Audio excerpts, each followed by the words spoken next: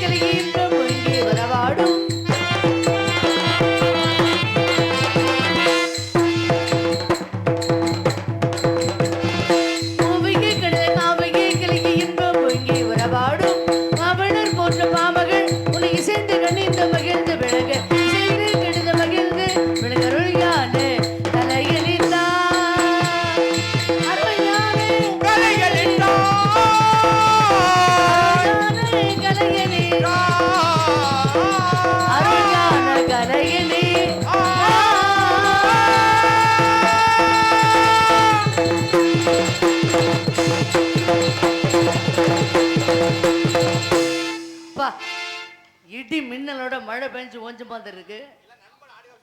அற்புதமான இசை மழை. நீ சொல்றது சரியான விஷயம்தான். ஏன்னா நாடக கலைஞர்கள், நாடக இசை கலைஞர்கள், நாடக அமைப்பாளர், நாடக ரசிகர்கள் எல்லாமே சிறப்பா இருந்து ஒலிபெருக்கி மட்டும் சரியில்லைன்னு வச்சுக்கோங்களேன், அத்தனை பேரும் சைபர் தான். அந்த நாடகம் அவ்வளவு சிறப்பாக அமையாது. இது என்னுடைய அனுபவம். அத்தனை பேர் ரிப்பேர் தான் அப்புறம். அதனால ரொம்ப அற்புதமாக ஒலிபெருக்கை இயக்கி கொண்டிருக்கூடிய அன்பு உள்ளத்திற்கு, அதனுடைய உரிமையாளருக்கு, அதில் பணிபுரியக்கூடிய அனைத்து சொந்தங்களுக்கும் என்னுடைய சார்பாகவும் நான் சார்ந்த கலை குடும்பத்தின் சார்பாகவும் பணிவான வணக்கங்களை தெரிவித்துக் கொள்கிறேன். இந்த நாடகம் இவ்வளோ சிறப்பாக அமைஞ்சிருக்குன்னா அதுக்கு முக்கியமான காரணம் ஒலிபெருக்கி. இந்த பொருளை வச்சிருக்கிறது பெரிய விஷயம் இல்லை. நிறைய இடங்களில் பார்த்துருக்கேன், இப்போ நிறைய பெட்டிகள்லாம் அடுக்கி வச்சுருப்பாங்க. அது எப்படி 2 லாரி வரும், ஆனால் சத்தம் மட்டும் வராது.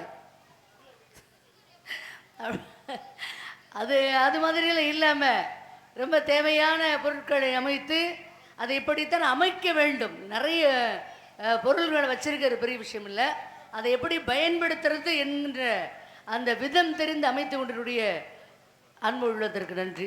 எல்லாம் ஒரு கைத்தட்டு கொடுக்கலாம் உங்களுக்கு. அவ்வளோ வருத்தப்பட்டெல்லாம் தட்டுன்னு அவசியம் இல்லை. உண்மையிலே நான் சொல்கிறது உண்மைன்னு நினைக்கிறவங்க மட்டும் கை தட்டுங்க பார்க்கலாம். ஆமாம், ஏற்றுக்கிட்டாங்க. சரி, ரொம்ப நன்றி. அன்றொரு முகம் தோன்றி ஆறு முகம் தோன்றும்.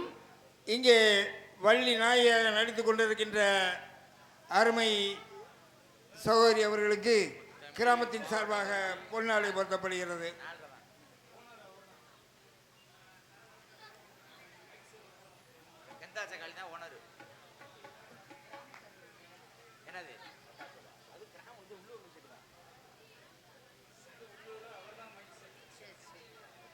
எனக்கு பொன்னாடை பொருத்தி கௌரவப்படுத்திய ஒலிபெருக்கினுடைய உரிமையாளர் அவர்களுக்கும் மற்றும் கிராமத்தார்களுக்கும் இந்த நாடகத்தை இப்படித்தான் ரசிக்க வேண்டும் என்ற முறையில் ரசித்து கொண்டிருடைய அன்பான ரசிகர்களுக்கும் என்னுடைய சார்பாகவும் நான் சார்ந்த கலை குடும்பத்தின் சார்பாகவும் பணிவான வணக்கங்களை நன்றிகளை தெரிவித்துக் கொள்கிறேன். நன்றி, வணக்கம். இந்த பொன்னாடை பொறுத்துறது எதற்கு அப்படின்னா, நம்ம கிராமத்துக்கு வந்தவங்களை கௌரவப்படுத்துறது. ஒரு சில பேர் சொல்லுவாங்க மரியாதை செய்யப்படுகிறது அப்படின்னு சொல்லுவாங்க. அது மரியாதை செய்யப்படுகிறதுன்னு சொல்கிறது வேறு இடத்துல, அது இந்த இடத்துல சொல்லக்கூடாது. சில பேர் தெரியாமல் சொல்லலாம். இப்படி அதில் பொன்னாடை போர்த்தி கௌரவப்படுத்துகிறோம் அப்படின்னு சொல்லணும். இது கூட பரவாயில்ல, எதுவும் தெரியாமல் சொல்கிறதெல்லாம் இயல்பு தான்.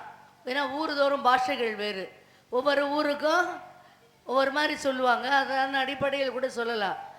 ஆனால் ஒரு சில பேர் அந்த வார்த்தையே சொல்ற விதம் இருக்கு தெரியுமா? அண்ணாவுக்கு பொன்னாடை போர்த்தப்படுகிறது, மரியாதை செய்யப்படுகிறது, அதை மரியாதையாக வந்து பெற்றுக்கொள்ள வேண்டும் அப்படின்னு சொல்லும் பொழுது கொஞ்சம் மனசு வருத்தமாக இருக்கும். சரி, இருந்தாலும் கூட அன்றொரு முகம் தோன்றின் ஆறு முகம் தோன்றும், நெஞ்சத்தில் ஒரு கால் நினைக்கி இருகாலும் தோன்றும், வெஞ்ச மலரில் அஞ்சேல் என வேல் தோன்றும், முருகா என்று ஓதுவார் முன். முருகனே செந்தில் முதல்மணி மாயோன் மருகனே ஈசர் மகனே ஒரு கைமுகன் தம்பியே என்னுடைய தண்டைக்கண் நம்பியே எப்பொழுதும் கை தொழுவே நான் முருகா முத்துக்குமரா, உன்னையே நம்பி இருக்கும் இந்த வள்ளிக்கும் என் நாட்டு மக்களுக்கும் நீதானே அருள் புரிய வேண்டும். வேலை வணங்குவதுதான் எமக்கு வேலை. இந்த செவ்வேளை எவ்வேளையும் வணங்க வேண்டும். எந்த வேலையும் அந்த கந்த வேலையே நினைக்க வேண்டும். ஏன் கந்த வேலை வணங்கணும்? இப்போதான் நம்ம வந்த வேலை சரியாக நடக்கும். அதை விட முக்கியமான ஒரு விஷயம் சொல்லியாகணும். இந்த பகுதிக்கெல்லாம், அதாவது கொட்டாம்பட்டியிலேருந்து நத்தம், சிறுகுடி, சமுத்திரப்பட்டி, இந்த நம்ம பகுதியில் இந்த கிராமத்துக்கு நான் வந்திருக்கேன்னா ரொம்ப நாட்கள் ஆச்சு, ஞாபகம் இல்லை எனக்கு. ஏன்னா ஞாபகம் மறதிங்கிறது கடவுள் கொடுத்த நமக்கு வரப்பிரசாதம்.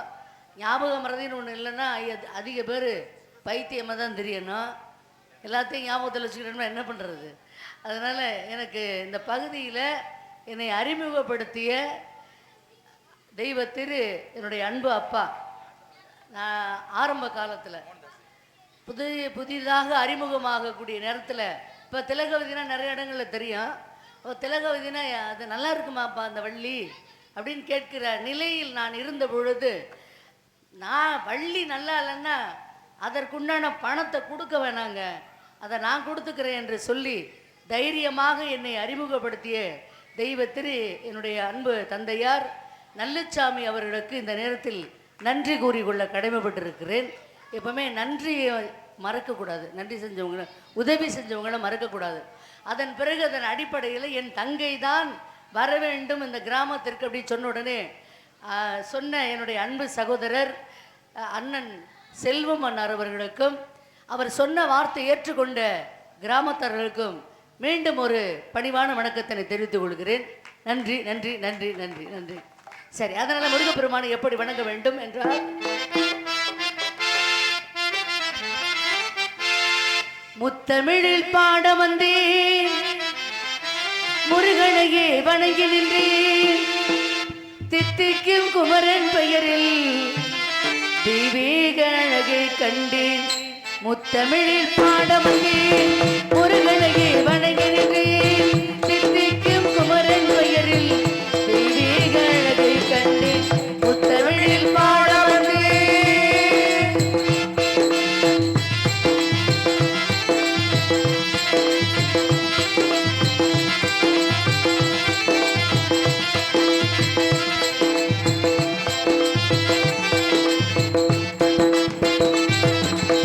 வேலனின்றால் வீரவரும், கந்தனின்றால் கருணை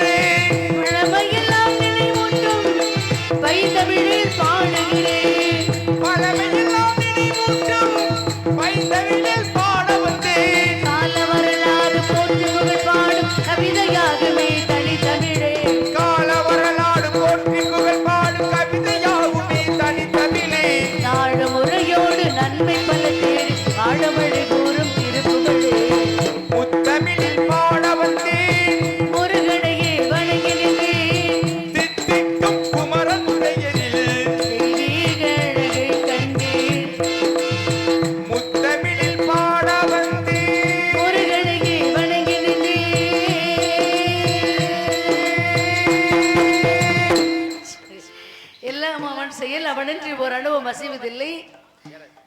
குறிஞ்சி முல்லை மருதம் நெய்தல் பாலை என்ற 5 வகையான நிலங்களிலே நான் இருப்பது குறிஞ்சி நிலம். என் நாடு தொடிநாடு என்று சொல்லக்கூடிய மலைநாடு. இச்சித்தூரி ஆண்டு வருகின்ற வேட்டுவருக்குள்ள தலைவனான நம்பிராஜனின் மகள் நான்.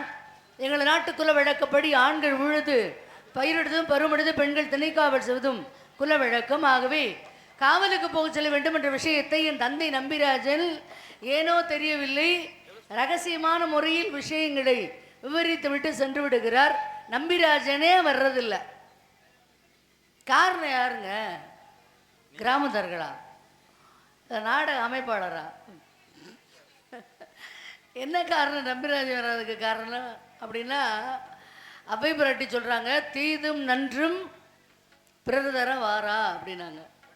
வள்ளுவர் சொல்றாரு, நன்மையும் தீமையும் நாடி நலம் புரிந்த தன்மையால் ஆழப்படும்ன்றாரு. இந்த உலகத்துல நமக்கு ஒரு நன்மை நடக்குதுன்னா அது வேற யாருன்னு இல்லை, நம்மளால தான் அந்த நன்மை நடக்குது. அதுபோல் நமக்கு ஒரு தீமை நடக்குதுன்னா அது வேற யாரும் இல்லை, அவனோட சேர்ந்ததுனால தாங்க நான் இந்த நிலைமைக்கு ஆளானேன் அப்படின்னு சொல்கிறாங்கல்ல. அதெல்லாம் தவறு. அவர் கூட சேரு வேண்டான்னு சொல்லலை, அவர்கிட்ட உள்ள நல்ல விஷயங்களை மட்டும் எடுத்துக்க. அப்போ நல்ல விஷயங்களை எடுத்துக்காம தீய விஷயங்களை எடுத்துக்கொண்டது யாருடைய தவறு? நம்மளுடைய தவறு. அப்போ அதனால தான் நம்பிராஜன் வராதுக்கு காரணம் யார் அப்படின்னா நம்பிராஜனே தான் காரணம். ஏன் தெரியுமா? அன்னைக்கெல்லாம் ஒரு நம்பிராஜன் ஒரு பாட்டு பாடினாரு என்னை சந்திச்ச உடனே. என்ன பாட்டுமா? பக்தி பாட்டா? அந்த கடலை கொள்ள ஓரத்துல அப்படின்னாருல, அதோட எனக்கு அப்படியே கொலையே நடிக்கிருச்சு. ஏமா நம்ம கடலைக்குள்ள காவலுக்கு போறோமா இல்ல திணை காவலுக்கு போறோமா அதுவே தெரியாம தான் அந்த பாட்டை அவர் கத்துக்கிட்டு வந்திருக்காரு. அப்படியெல்லாம் நம்பிராஜன் வந்து சிரமப்படுத்தாம எங்களுக்கு இப்ப நேரம் கிடைக்க மாட்டேன்றது போதில்ல இல்லையா? அதனால அவர் வயதான காலத்துல எதுக்கு பாவம் சிரமம் கொடுக்கக்கூடாது. எந்த குழந்தைகளுமே தன்னுடைய பிள்ளைங்களுக்கு தன்னுடைய தாய் தந்தையருக்கு வயதான காலத்துல சிரமம் கொடுக்கக்கூடாது. என்ன காரணம் அப்படின்னா, அதாவது 45 வயதுல ஒரு அப்பா வேலைக்கு போறாருன்னா அந்த குடும்பத்தில் புள்ள சரியில்லைன்னு அர்த்தம். 15 வயதில் ஒரு பையன் வேலைக்கு போகிறான்னா அந்த குடும்பத்தில் அப்பா சரியில்லைன்னு அர்த்தம். அவ்வளோதான் விஷயம். அதனால் அப்பாவுக்கு சிரமம் கொடுக்கக்கூடாது அப்படின்றதுனால நம்பிராஜன் வரல. அதனால் நான் இப்போ என்ன பண்ணணும்?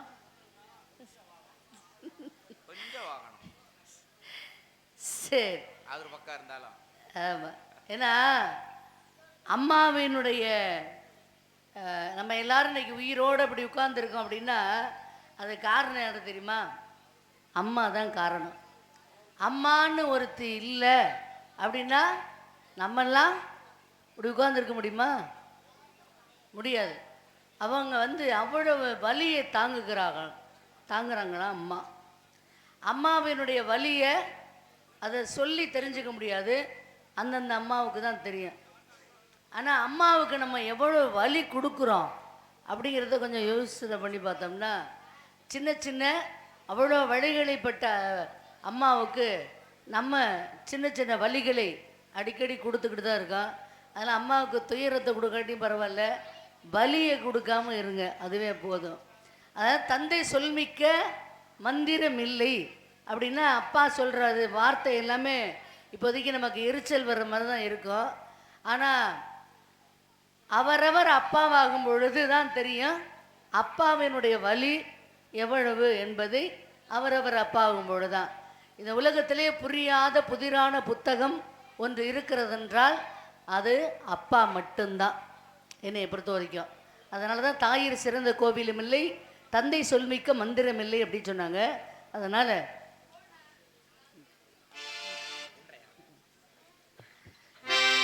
தாயிர் சிறந்த கோவிலும் இல்லை, தந்தை சொல்மிக்க மந்திரம் இல்லை, 1000 உறவில் பெருமைகள் இல்லை, அன்னை தந்தையே அன்பின் எல்லை.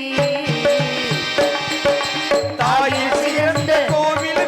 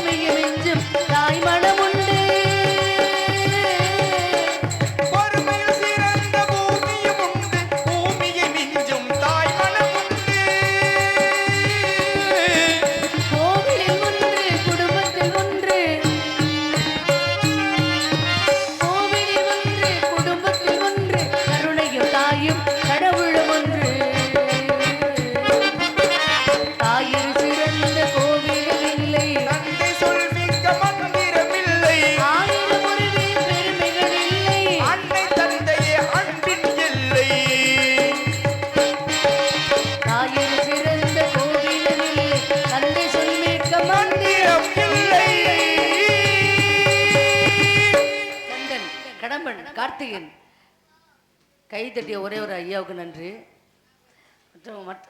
மற்றவங்கள ஏன் கை தட்டல? மெய் மறந்துட்டாங்க என்னுடைய பாடல்ல. நான் பாட்டு சுசிலாமா மாதிரி பாடுவேன். என்ன ஒரு மாதிரி சிரிக்கிறீங்களே? ஆமாம், சுசீலாம்மா ஒரே குரலில் தான் பாடுவாங்க. ஆனால் சின்ன குழந்தையிலேருந்து ஆம்பளை குரல்லேருந்து பெண் குரல்லேருந்து பாடக்கூடிய ஒரே சகலகலா வள்ளி யாருன்னா எஸ் ஜானகி அம்மா. ஆமாம், அந்த அம்மாவுடைய பாடல்கள் எனக்கு ரொம்ப ரொம்ப பிடிக்கும். அவங்க அம்மா, அந்த அம்மா. ஆமாம், அவங்க கொஞ்சி அதுவும் சுப்பிரமணியம் அப்படின்னு எஸ்பி பாலசுப்ரமணியம் ஐயாவை கூப்பிடுறது கேட்க அழகாக இருக்கும். குழந்தை குரலுக்கெல்லாம் அந்த அம்மா தான் பாடியிருப்பாங்க. அவங்க பாடலை கேட்கும் பொழுதே சரியாக கண்டுபிடிச்சாரலாம், இது சுசீலாம்மா பாடலா இது ஜானகி அம்மா பாடலா அப்படின்னு சரியாக கண்டுபிடிக்க முடியும்னா அந்த கொஞ்சம் குரலில் பாடக்கூடிய தன்மை யாருக்குன்னா அம்மா ஜானகி அம்மா. அவங்களுடைய நினைவாக முருகனை நான் எப்படி விரும்புறேன்றதை சொல்லணும், அந்த அம்மாவினுடைய பெருமையும் சொல்லணும். நினைவுபடுத்தணும். எப்படி சொல்றது அப்படின்னா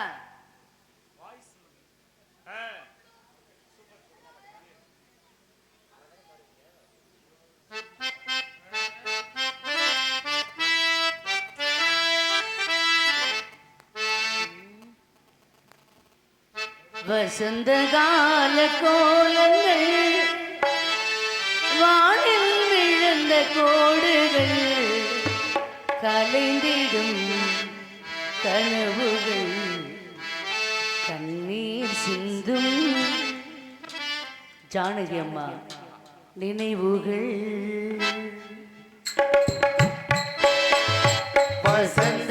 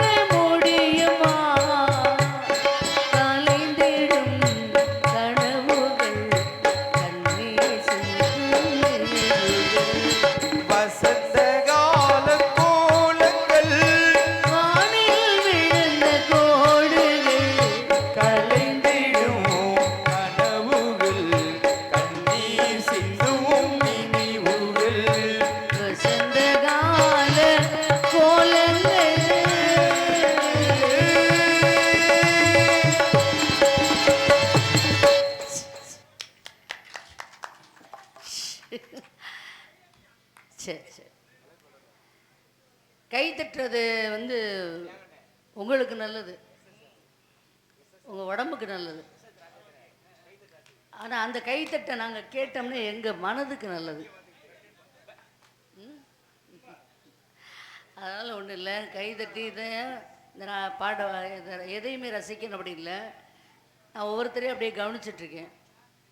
தலையை அசைச்சாலே அது ஒரு ரசிப்பு தன்மை தான். சில பேர் எழுந்திரிச்சு குதிக்கிறாங்களே, அதுக்கெல்லாம் என்ன அர்த்தம் தெரியுமா? நம்மளுடைய மூளையில் ஒரு திரவம் சுரந்துக்கிட்டு இருக்கு, அதுதான் ஞானம் என்ற திரவம். அது அதிக பேருக்கு எப்படி சுரக்குதோ அதனை பொறுத்து தான் அவங்க ரசிக்க முடியும். புரியுதுங்களா? ஒரு சில பேர் இப்படி தாளம் போட்டுட்டு ரசிப்பாங்க, ஒரு சில பேருக்கு தலையை ஆட்டி ரசிப்பாங்க, ஒரு சில பேர் எழுந்திரிச்சு ஆடவே ஆரம்பிச்சிருவாங்க. இப்போ எழுந்திரிச்சு ஆடுற ஆளுகளுக்கெல்லாம் எப்படி ரசிப்பு தன்மை இருக்குது? அந்த திரவம் அதிகமாக சுரக்குது அவங்களுக்கு. அதுதான் காரணம். இது அறிவியல் நான் சொல்கிறது. சரி, இருந்தாலும் கூட கந்தன், கடம்பன், கார்த்திகேயன், கதிர்வேலன், சண்முகன், ஷடாச்சரன், ஆறுமுகன், சரவணபவன், சுப்பிரமணியன், செந்தில்குமரன், வடிவேலன், குழகன், குகன், குக்குடு கதாரி, மங்கை ஏரி, இப்படி பல பல பெயர்களை பெற்றவர் மட்டுமல்ல, பல பல பெயர் பெற்றவரை நான் விரும்புகிறேன். நான் மட்டுமா அங்கே விரும்புகிறேன், இந்த உலகமே அந்த முருகப்பெருமானம் தான் விரும்பிக்கிட்டு இருக்கு. எல்லாரும் அவரை கடவுளாக நினைக்கிறாங்க. நான் கொஞ்சம் மாற்றி அவர் கடவுளாக இருந்தால், அதில் கடவுளாக இருப்பதை விட கணவனாக இருந்தால் எப்படி இருக்கும்? எனக்கு ரொம்ப நாள் ஒரு ஆசை. நடந்து வரும் பொழுது இந்த பக்கம் ஆண்கள், இந்த பக்கம் பெண்கள் என்னை பார்த்த உடனே இந்த கையெடுத்து கும்பிடணும், வாங்கம்மா வாங்கம்மா அப்படின்னு சொல்லணும்னு நினச்சேன். சாப்பிட்ட இடத்துல மட்டும்தான் கும்பிட்டாங்க வாங்கம்மா அப்படின்னு. இந்த வழியாக நடந்து வந்துக்கிட்டு இருக்கேன், நிறைய பேர் நின்றுட்டு இருந்தாங்க. ஆனால் என்னை யாரும் வாங்கம்மா அப்படின்னு கையெடுத்து கும்பிடலை. தெரியாது, நீங்கள் சொல்கிறது உண்மைதான். ஆனால் அப்படி வணங்கணும்னு எனக்கு ஆசை. ஆனால் யாரும் வணங்கலை. அப்போ தான் யோசித்து பார்த்தேன், நம்ம தனியாக நடந்து வந்தால் யார் நம்மளை வாங்கம்மா அப்படின்லாம் சொல்லலை. பேசாமல் முருகனை கல்யாணம் பண்ணிக்கிட்டு முருகன் பக்கத்தில் போய் உட்காந்துட்டோம்னு வச்சுக்கலேன், இப்படி என்ன கும்பிடுறது? கையத்துக்கு அரோகரா ரோகரா ரோகரா அப்படின்னு சொல்லுவாங்கல்ல.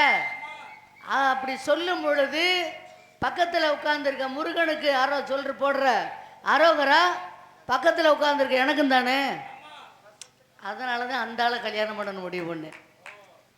கவனிச்சு பாருங்க, சங்கத்துக்கு வந்தீங்கன்னா, காரைக்குடி சங்கம் வந்தீங்கன்னா பார்த்துங்க, அடிக்கடி எங்கள் தலைவர் இருந்தாருன்னா அவர் பக்கத்தில் போய் உட்காந்துக்குவேன். ஏன் தெரியுமா? சங்கத்துக்கு வர்றதுக்கு அப்புறம் தலைவரை வணக்கம்பாங்க, பக்கத்தில் உட்காந்துருக்க நமக்கு தானே அந்த கும்பிடு.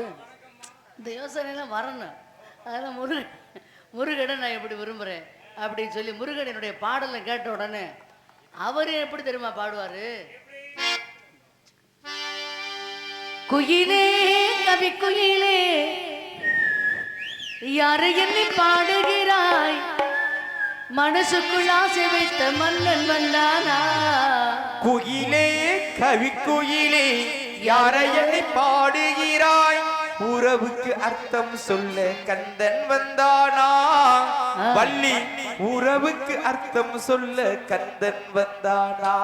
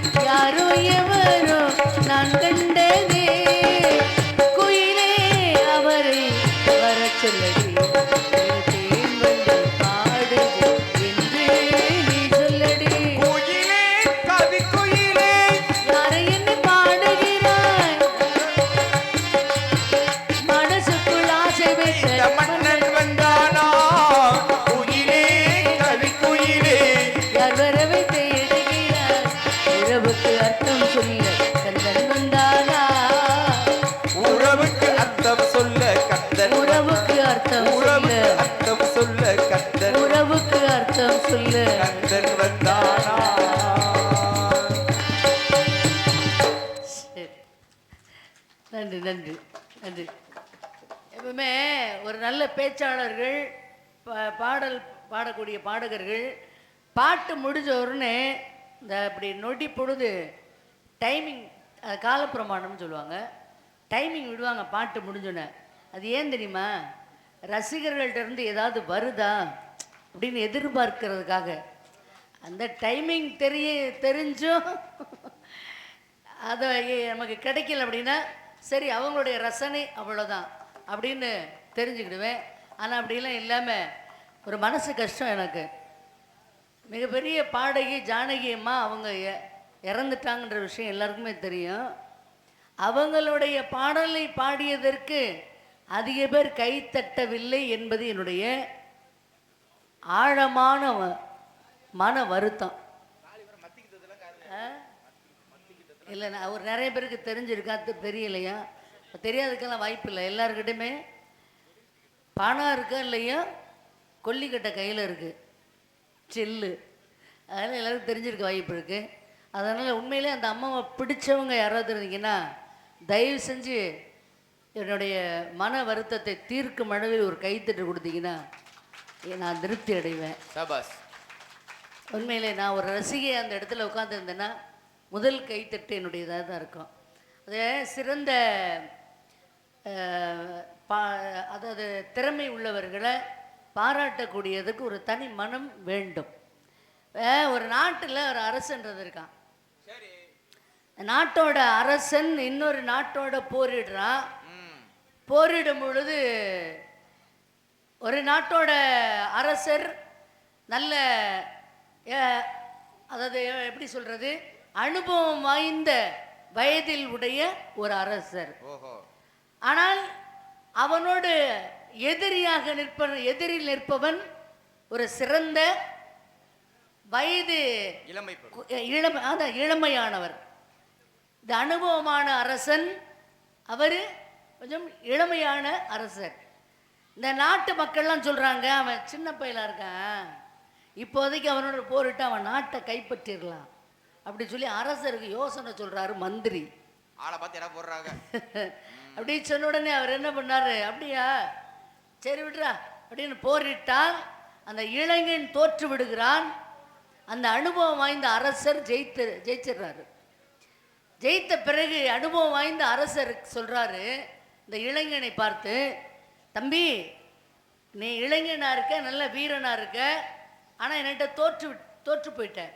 ஆனால் உனக்கு ஒரு வாய்ப்பு தர்றேன், அதை நீ பயன்படுத்திக்கிட்டீங்கன்னா உன்னுடைய உயிரும் மிஞ்சும், உன்னுடைய நாட்டையும் உனக்கு கொடுத்துட்றேன்னு சொல்றாரு. உடனே அவன் என்ன பண்ணா, அரசே ஆணையிடுங்கள் அப்படின்னு சொல்றான். உடனே அவர் என்ன பண்றாரு, ஒரு கிண்ணத்தில் எண்ணெயை கொடுத்து, எண்ணெயை கிண்ணத்தில் ஊற்றி, இந்த கிண்ணத்தில் இருக்க ஒரு குறிப்பிட்ட தூரம், இங்கேருந்து இந்த அவ்வளோ தூரம் சிந்தாமல் ஒரு துளி கூட கீழே கொட்டக்கூடாது. அது மாதிரி சரியாக கொண்டு போயிட்டு திரும்பி நீ வந்துட்ட அப்படின்னா உன் உயிர் உனக்கு சொந்தம், உன் நாடும் உனக்கு சொந்தம் அப்படின்னாரு. அப்படியா சரி அப்படின்னு சொல்லி கையில் அந்த எண்ணெய் இருக்குல்ல அந்த கிண்ணத்தை வாங்கிக்கிட்டு அப்படி போயிட்டே இருக்கான். இந்த பக்கம் அந்த இளைஞனுடைய நாட்டு மக்கள் இந்த பக்கம் இருக்காங்க, அந்த எதிரி நாட்டினுடைய மக்கள் இந்த பக்கம் இருக்காங்க. பக்கத்தில் இரண்டு பக்கத்திலும் வாளோடு எதிரி நாட்டு அரசனுடைய வீரர்கள் வாளோடு நிற்கிறாங்க. ஏன், ஒரு சொட்டு எண்ணெய் கீழே விழுந்துருச்சுன்னா போட்டுறணும் அப்படிங்கிறது அவங்களுடைய வேலை. அதனால் அவன் என்ன பண்ணுறான், கழுத்துக்கிட்ட வாள் இருக்கு, எப்படி இருக்கும் அந்த சூழ்நிலையை கற்பனை பண்ணி பாருங்க. அப்படியே கையில் கொண்டுக்கிட்டு மெதுவாக நடந்து போயிட்டுருக்கான். இந்த பக்கம் இருந்து அவனுடைய நாட்டு மக்கள் சொல்கிறாங்க, அரசே இளவரசே பயந்துடாதீங்க, நீங்கள் தான் ஜெயிப்பீங்க, தைரியமாக நீங்கள் போங்க, வெற்றி உமக்கு அப்படி சொல்லி இந்த பக்கம் வாழ்த்துறாங்க. இந்த பக்கம் சொல்கிறாங்க, ஆமாம் அவன் போர்லையே தோற்று போனவன், இவன் இந்த எண்ணெயை ஒரு சொட்டு கூட அப்படியே கொட்டாமல் கொண்டு வந்துடுவேன், அவன்லாம் எங்கேயாவது ஜெயிக்க போகிறான் அப்படின்னு சொல்லி இந்த பக்கம் உள்ளவங்க இவங்க இந்த சத்தம் போட்டு பேசிக்கிட்டு இருக்காங்க. இந்த பக்கம் இவங்க சொல்கிறாங்க, இந்த பக்கம் ரெண்டு பக்கம் அப்படி போயிட்டே இருக்கான். போயிட்டு சரியாக அந்த எண்ணெய் ஒரு சொட்டு கூட கீழே விழாமல் அப்படியே அங்கேருந்து திரும்பி கொண்டு வந்து அரசருடைய கரத்தில் நீட்டினான் அந்த இளைஞன், இளவரசன். அப்படி நீட்டின உடனே அப்போ தான் சொல்கிறாரு, ஏப்பா இந்த பக்கம் உன்னுடைய நாட்டு மக்கள்லாம் உன்னைய நீ ஜெயிச்சிருவேன்னு சொன்னாங்க, இந்த பக்கம் உள்ளவங்களாம் ஏன் நாட்டு மக்கள்லாம் நீ தோல்வி அடைஞ்சிருவேன்னு சொன்னாங்க, அதை பற்றியெல்லாம் நீ எதையுமே பற்றி சிந்திக்கலையா அப்படின்னு சொல்லி சொன்னாராம். உடனே அந்த இளைஞன் சொன்னானா, என்னது என்னை வந்து என்னுடைய நாட்டு மக்கள் புகழ்ந்தாங்களா? என்னது உங்களுடைய நாட்டு மக்கள் என்னை இகழ்ந்தாங்களா? எனக்கு எதுவுமே காதில் விழலை அரசே அப்படின்னு சொன்னானா. அப்போ அவனுடைய சிந்தனை எல்லாமே நாம் இதில் வெற்றி பெற வேண்டும் என்ற ஒரு மனதோடு ஒரே நோக்கத்தோடு தன்னுடைய வெற்றியின் எல்கையை நோக்கி ஒரு மனதோடு அவன் சென்றதால் மற்றவர்கள் பேசியது அவனுடைய காதில் விழவில்லை. இது கதை. இதை நாம் என்ன தெரிஞ்சுக்கிறோம், இந்த உலகத்தில் பல பேர் நம்மை போற்றுவார்கள், பல பேர் நம்மை தூற்றுவார்கள். அதையெல்லாம் காதில் போட்டுக்கொண்டால் நாம் வெற்றி பெறக்கூடிய எல்கையை எந்நாளும் தொட முடியாது என்பதுதான் இந்த கதையினுடைய கூற்று.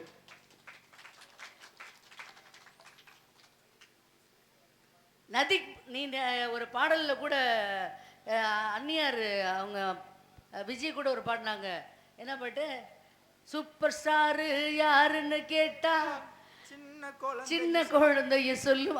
நல்ல இப்போ ஒரு ஞானமான பாடகி, அவங்களுடைய பாடல் எனக்கு ரொம்ப பிடிக்கும். அதில் கூட ஒரு ரஜினி ஐயா படத்தில் நீ நதி போல ஓடிக்கொண்டிரு அப்படின்னு ஒரு வரி வரும். அது என்ன பாடல்னு இப்போதைக்கு எனக்கு சரியாக ஞாபகம் இல்லை.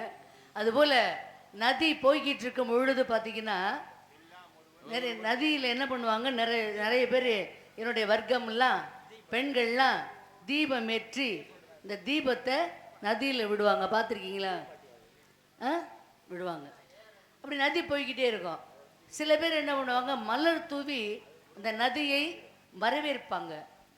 சில பேர் என்ன பண்ணுவாங்கன்னா அந்த நதியை கல் எடுத்து எரிந்து விளையாடுவார்கள். அதுபோல தான் நம்முடைய வாழ்க்கையும். என்ன பண்ணுவாங்க, ஒரு சில பேர் நம்மளை தீபமாக விளக்கேற்றி வழிபடுவாங்க, சில பேர் மலர்கள் தூவி கூட வரவேற்பாங்க, சில பேர் நம்ம மேலே கல்லை வீட்டு கூட எரிஞ்சு விளையாடுவாங்க. ஆனால் அதையெல்லாம் பொருட்படுத்தாமல் நதி போல வாழ்க்கையை ஓடிக்கொண்டே இருந்தால் நம்ம வாழ்க்கையில் கண்டிப்பாக வெற்றி பெற வாய்ப்பு உள்ளது. இதையெல்லாம் நன்றி நன்றி நன்றி. இதையெல்லாம் படித்த பிறகு தான் ஓரளவு கொஞ்சம் சரி நம்மளும் எப்படி முயற்சி பண்ணி பார்த்தால் எப்படி இருக்கும் அப்படின்னு சொல்லிட்டு இருக்கேன். இதை யாருக்காக இந்த விஷயத்தை நான் சொல்கிறேன், நான் நதி போல ஓடிக்கொண்டிரு அப்படின்னு சொன்னது, முதல்ல சொன்னது நம்முடைய வாழ்க்கைக்கு. இந்த இரண்டாவதாக நதியை பற்றி சொன்னது இங்கே வந்திருக்கக்கூடிய மதிப்பிற்குரிய நகைச்சுவையாளர் எம்கே ராதாகிருஷ்ணன் அவர்களுக்காகத்தான். அவர்தான் இந்த நதி போல ஓடிக்கிட்டு இருக்கார். அவர் மேல் பல பேர் தீபங்கள் ஏற்றி பார்த்தார்கள், பல பேர் மலர்களை தூவி பார்த்தார்கள், பல பேர் கல்லை விட்டு மெரிந்து விளையாண்டு பார்த்தார்கள். ஆனால் அவர் அதையெல்லாம் பொருட்படுத்தாமல் நதி போல ஓடிக்கொண்டிருக்கிறார். அதனால்தான் அவர் இன்று வரைக்கும் வாழ்க்கையில் வெற்றி அடைந்து கொண்டிருக்கிறார். வாழ்க வளமுடன் எம்கேஆர் அவர்களுக்கு என்னுடைய இந்த நேரத்தில் அவரிடம் நான் கற்றுக்கொண்ட விஷயம் இது. அதனால் இந்த நேரத்தில் அவருக்கு அதுபோல் ஓடிக்கிட்டே இருங்க, உங்கள் வாழ்க்கை சிறப்பாக இருக்கும். நான் கூட நினச்சி பார்த்தேன், இவ்வளோ பணம் சம்பாதிக்கிறாரு, நல்லா தான் இருக்கார், ஆனால் குழந்தை இல்லை. நானே கடவுள் குடும்பம் நினச்சேன், பிள்ளை இல்லாமல் பணம் சம்பாதிச்சு என்னையா பண்ண அப்படின்னு நினச்சேன். ஆனால் அவருடைய நல்ல மனதிற்கு முதல்ல அவருடைய வீட்டுக்கு மகாலட்சுமியே வந்திருக்கா. அதனால் இந்த நேரத்தில் என்னுடைய அன்பு மருமகளுக்கு நல்ல வாழ்த்துக்களை தெரிவித்துக் கொள்கிறேன். இப்போ ஐயா யாரை மறந்தாலும் தெய்வீக திருமகனம் தேவர் ஐயாவை மட்டும் மறக்கவே கூடாது. அவர் தான் சித்தர் போல வாழ்ந்தவர். கோபப்பட மாட்டார். ஆமா, அதனால ஐயாவினுடைய பாடலை நாட்டுக்கு உழைத்தவரடி நல்ல முத்து ராமலிங்கம், எங்கள் வீட்டுக்கு தெய்வமடி கண்ணம்மா கண்ணம்மா, அவர் விலையில தங்கமடி பொன்னம்மா பொன்னம்மா. அவர் மட்டுமா அங்க தங்கம்? உட்கார்ந்துருக்காங்கல்ல இவங்க எல்லாருமே எனக்கு தங்கம் தான். ஏன் தெரியுமா? தங்கத்தை முதல்ல மண்ணுல இருந்து வெட்டி எடுக்கும் பொழுது என்ன இருக்கும்? மண் இருக்கும், தூசி இருக்கும்ல, தூசியெல்லாம் முதல்ல விளைக்கிடுவோம். அதுக்கப்புறம் என்ன பண்ணுவோம்? அதில் இருக்கக்கூடிய துகள்கள், தேவையற்ற துகள்களை விளைக்கிடுவோம். கடைசியாக தங்கக்கூடியது எதுன்னா தங்கம். அது தங்கத்துக்கு பேர் வச்சதே, தங்கம்னு பேர் வச்சதே கடைசியாக தங்கிறதுக்கு பேர் தான் தங்கம். அதனால முன்னாடி நாடகம் பார்த்துட்டு எல்லாரும் கிளம்பிட்டாங்கல்ல, அவங்கள பற்றியெல்லாம் எனக்கு கவலை இல்லை. ஆனால் இப்போ உட்காந்து என்னைய பார்த்துட்டு இருக்காங்க பார்த்தீங்களா, கடைசியாக தங்கம். இவங்கெல்லாம் எனக்கு தங்கம். அதனால் நாட்டுக்கு உழைத்தவரே நல்ல முத்து ராமலிங்கம், வீட்டுக்கு தெய்வமடி கண்ணம்மா கண்ணம்மா, அவர் இலையில தங்கமடி பொன்னம்மா பொன்னம்மா.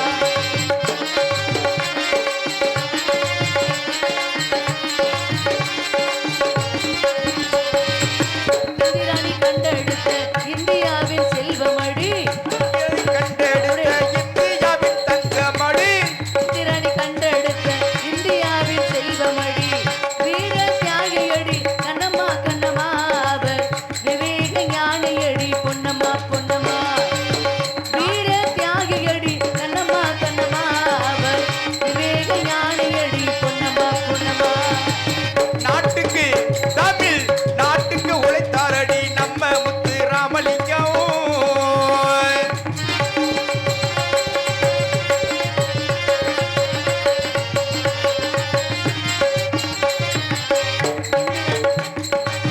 நேதாஜி பாதையிலே நேர்வழியில் சென்றவரா, நேதாஜி நேதாஜி நேதாஜி பாதையிலே நேர்வழியில் சென்றவராம். நேதாஜி பாதையிலே நேர்வழியில் சென்றவரா, நித்தனித்த மக்களுக்காய் கண்ணம்மா கண்ணம்மா, அவர் நெடுநடை உழைத்தவரா பொன்னம்மா பொன்னம்மா. நித்தனித்த மக்களுக்காய் கண்ணம்மா கண்ணம்மா, அவர் நெடுநடை உழைத்தவரா பொன்னம்மா பொன்னம்மா. நாட்டுக்கு தமிழ் நாட்டுக்கு உழைத்தாரடி நம்ம முத்து ராமலிங்கம். வீட்டுக்கு தெய்வமடி கண்ணம்மா கண்ணம்மா, அவர் விலையில தங்கமடி பொன்னம்மா பொன்னம்மா. சந்தனத்தானே ஏலேலோ, சந்தனத்தானே ஏலேலோ.